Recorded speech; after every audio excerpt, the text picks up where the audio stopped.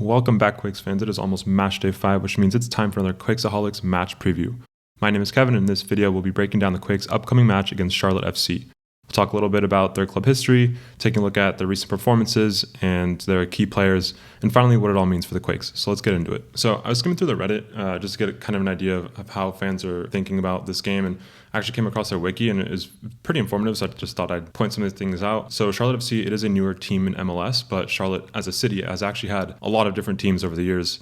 The first one was Carolina Lightning. They started off in the 80s, and the thing that really called out to me was that in 1981 they had a game in front of 20,000 fans, which is a pretty impressive number given that it was in the early 1980s. You look at like MLS match attendances 2024, that's 20,000, that's basically like half the teams in this league in today's current soccer environment. So that was pretty cool. Then the next two teams, the Charlotte Eagles, which started in the early 1990s, and Charlotte Independence, which is a more modern team, started in 2015, and they've been playing through all levels of USL. These two teams do have a little bit of controversy surrounding them. With the Charlotte Eagles, they did have this allegation of having discriminated against LGBTQ players, which is really unfortunate.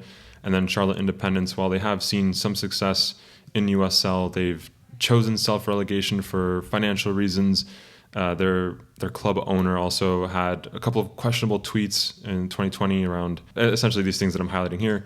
So it is a little bit unfortunate to see. It's the ugly side of the game. But then it does get better because in 2019, MLS did award Charlotte the right to be the 28th team in the league. That got delayed because of COVID. So instead of starting in 2021, they started in 2022. And they are owned by the same owner of the Carolina Panthers, which is why they share the same stadium. And you'll see a lot of this marketing and branding around them with the crown, and you'll see it even here in the subreddits. Subtitle is The Crown, Queen City, Crown City. And that's because the city was actually named after Queen Charlotte. So the more you know. Taking a look at their recent form, they're actually fourth in the East currently. They tied against Seattle on the road, beat Atlanta 2-0 at home, and then they lost to Inter Miami 1-0. The significant thing about the Miami game is that Messi did not play, and Miami got a red card. So this 1-0 was actually with them playing down a man. And then their last game, 2-0 at home. If we actually look at the tables and just go by home, they actually have the best record. I mean, again, it's only 2 games, but at home they have the best record. So still haven't even conceded a goal. So that kind of shows that they kind of have a stronghold going. But hopefully the Quakes have enough to pull through. And I do think they will. But we'll get into that in just a bit. What has gotten them to this point to be so successful early on in the season? Well, I mean, if you follow the East at all, you'll know that their big signing was Wilfried Zaha. Came in as a loan this January. They also had Pep Biel come in as a loan at the end of last summer, and then they actually renewed that, and so he's continuing for this year. They've really been leading the attack, and of course, also Tim Ream. If you follow the U.S. men's national team, you'll heard of that name. That's their left back, and their recent loan signings, if you can call them that, have really been producing for them. If we go back to this overview tab again, you'll see that right here, between the two of them, they actually have 4 goal contributions across these first 4 games, and really their whole front line is really strong. So yeah, this front line is pretty intimidating, but there is a good side to this, that these players probably won't be playing against the Quakes. It is an international break. Agyemang and Tim Ream are with the U.S. men's national team, and Abada also did get called up to the Israeli national team. So these 3 players will definitely not be playing. And there are reports that Zaha has actually traveled back to England this past week. He had a daughter that was recently born, so he's been spending time with his family, which is totally understandable. It is not known if Zaha will be back, and even if he is back, given that he hasn't trained, it's uncertain. But Zaha he kind of has that profile to him that if he wants to play, there's no way the coach isn't going to let him play. So that'll be an unknown for the Quakes. Should Zaha play, or really regardless of how the front line looks, I do expect that they'll continue to play the way that Charlotte has been playing in these other games. I don't think they'd radically switch up the tactics. Watching their highlights, they are a team that seems to be very direct. They go very vertical up the field, a lot of through balls, a lot of deep through balls. And you can see these in some of these passing charts, that there's a lot of just straight vertical lines coming in deep from the field. And even more so when you just look at all passes in the final third.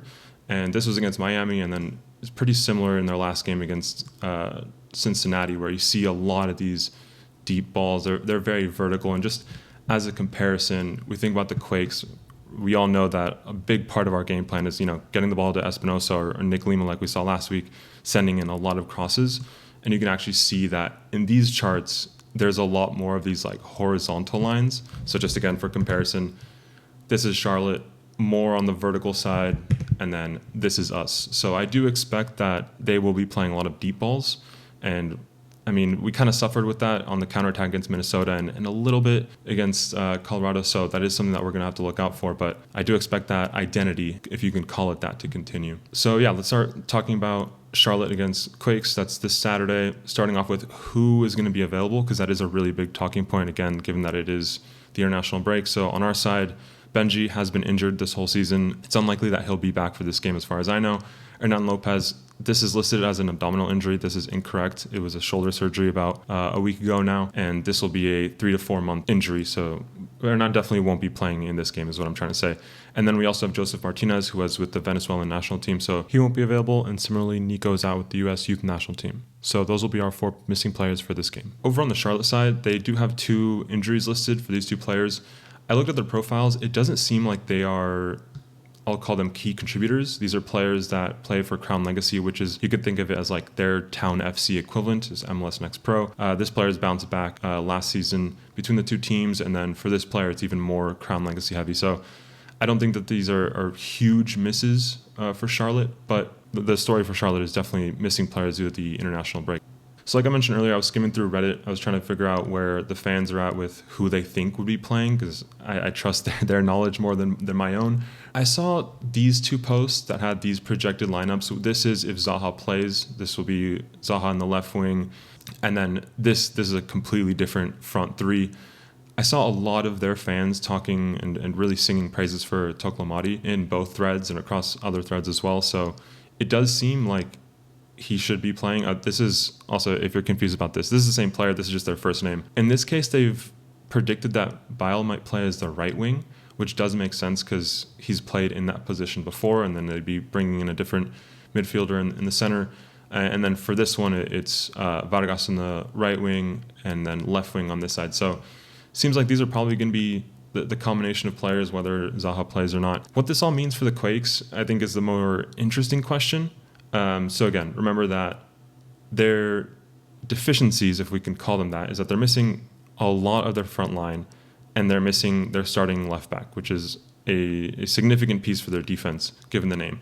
And so having that in mind, I think there's multiple ways that Bruce can go about this. I think what makes the most sense, given what we've seen, is probably going to be a continuation of the 4-3-3, like we saw against Colorado, or reversion back to the 5-3-2. So let's start off with the 4-3-3. The pitch for playing with a 4-3-3 in this case is because if their left back is coming in as a more like substitute player who isn't used to playing a lot of minutes or doesn't have as much experience, it makes sense that we would want a really strong right wing to get paired up with their left back. And what better right wing in this league than Espinosa, right? So the argument here is Lima played a good game against Colorado. Let's give him another shot at right back. This back 4 doesn't change. Bruno can play again. My personal preference is Rodriguez, but either way, I think we have good coverage defensively. It lets Espinosa go up top, and with Espinosa playing higher up the field, this means that it kind of makes up for the fact that Hernan Lopez isn't in the attack. Harks and Leroux, they've been solid players. I don't see any reason to bring them out. And then Chicho, of course, is the 9, Buda in the left wing. If you're Team Pellegrino, you can make an argument for Pellegrino at the left wing position. I think the only tricky part about the 4-3-3 is that it's unknown who should play at the 10. We've seen Chicho kind of drop more and Joseph playing up top, but again, Joseph isn't available. And so for this to work, we're going to have to get a little bit creative, and we're going to have to rely on our bench. And unfortunately, it is pretty thin at the midfield. So again, Nico's out with the youth national team, so he's not available. That's a sub that we've seen Bruce play, and so that is a player that he can count on, but he's not available. Another player that is available is Marc-Anthony Kaye. The reason I haven't included him in this conversation is because I don't really see Marc-Anthony Kaye as the creative midfielder that's going to unlock our attack. I'd want someone who has more of an attacking profile, and to me, Marc-Anthony Kaye just has more of a defensive profile. And on top of that, we've seen that Bruce Arena likes to play Bo for about 60 minutes, and usually the substitution that comes in for him is Marc-Anthony Kaye if it is a like-for-like substitution. So for that reason, I'm leaving Marc-Anthony Kaye on the bench for this part. So then we don't really have anyone that screams out as a number 10 that Bruce has already placed trust in. So that's why I say we're going to have to get experimental. And the name that seems a little bit obvious to me would be Jack Scan. I don't know why we haven't seen Jack Scan at all. We haven't even seen him on the bench. I don't know if Bruce doesn't trust him or if he just doesn't feel like he fits in, but given where we're at, I think it's time Jack Scahan deserves his opportunity. And I think that he would do really well in this role. We've seen him do it before. He isn't as creative as Hernan. Obviously, there's going to be a difference there, but I think he can hold his own. And I think that is the solution here. Other ideas would be we can do something, I don't know, more experimental of like, okay, let's play Chicho at the 10 again, because we've seen that we've done this, and he connects well with the rest of the team. And then maybe we take a gamble on the striker instead. Options there would be Judd, but then there's no striker subs.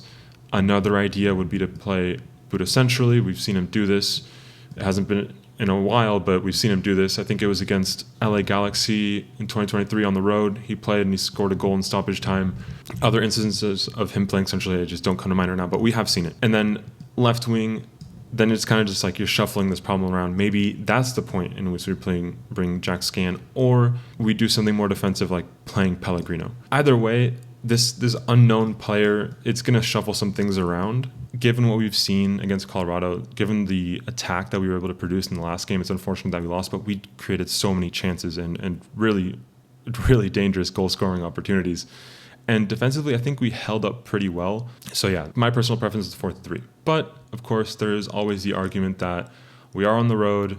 We have to defend. The team has lost the last 2 games, so maybe we need to go back and focus more on the defense. Sure, let's entertain that idea. Here's the proposition for the 5-3-2. The thing that it does solve, defensively anyways, is that you don't have that headache of do you play Bruno Wilson or do you play Rodriguez? In this system, both of them can play, which I think is a really solid, right? Like you always want your best players on the field. The only problem then is that you're bringing back Espinosa into the right wing position, and you're not capitalizing off of the 4-3-3s having him higher up the field.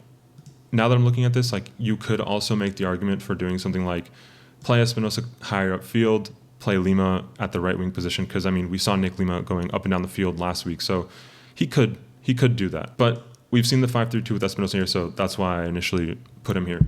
Then going with the field, Harks, I think it's pretty similar to the last explanation. Like, he's a solid player. He's been box to box. He's done well. He's responded. And then here again, Bo with Mark Anthony K. I put both down here just to symbolize that, like, you can swap these out, make the substitution.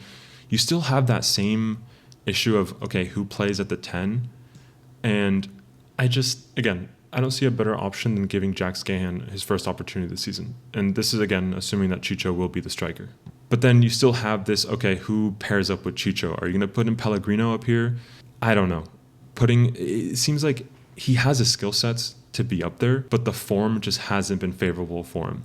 And do we want to change this many variables week to week and put him in? And confidence and momentum are such a big thing that I just don't know if it would be the best thing for him. Could he do it? Yeah, definitely. And I would love to be proven wrong, right? Like, I ultimately want the Quakes to play well. I want them to win by any means, right? Buddha, we haven't seen Buddha play centrally in quite a while, but it is a possibility always. And of course, Judd is always available as well. So that could be another solution here. But with Judd playing, then there's literally no striker substitutions to make in this game. And with having double strikers, like you want to have options. Ultimately, I think the 4-3-3 makes more sense. You only have one kind of player here to worry about, like, okay, how do we make this work? Here, because of how thin we are, it's just a little bit more complicated. Doable, but more complicated. So yeah, that's where my head's at with all of this. Overall, I do think that we have the advantage in terms of player availability. I think they're definitely hurting a lot more from their players missing. We'll see come Saturday what Bruce Arena eventually rolls out with. And yeah, at this point, whatever he rolls out with, I do trust. I think we've been building momentum. The only downside is that we have lost the 2 past matches, but like we discussed in both those post matches, is just unfortunate that we went against such a strong defensive powerhouse in Minnesota and such a phenomenal single individual player performance from Zach Steffen in the goal for Colorado. I do feel optimistic that we can get a result on the road. We did in Kansas City. I don't see why we couldn't do it in Charlotte. And wishing the Quakes the best. If you made it this far, thank you for listening, and we'll be here to cover the post-match. Thanks.